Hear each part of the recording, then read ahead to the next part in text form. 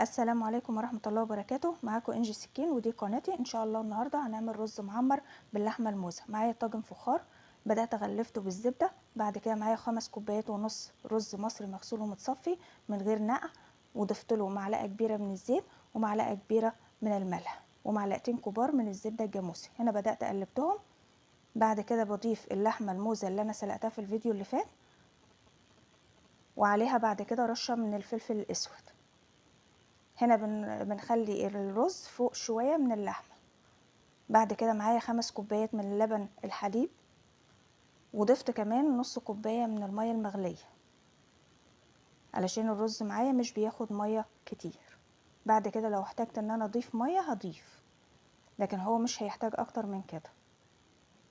هنا بدأت سخنت الفرن البلدي، فرن الغاز، وهبدأ ان انا هبدأ بعد كده ان انا ادخل الطاجن في الفرن، وهنشوف المراحل بتاعته كلها مع بعض.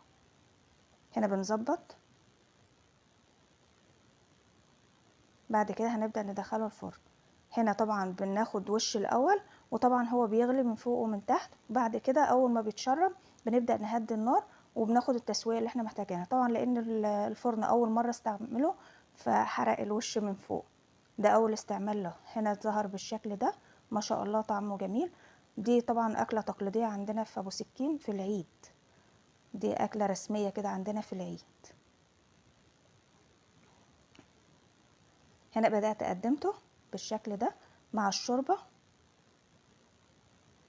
ممكن يتقدم مع اي خضار تاني.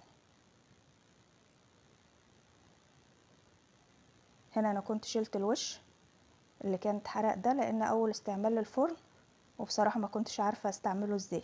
ده اول مرة استعمله. استودعكم الله الذي لا تضيع ودائعه.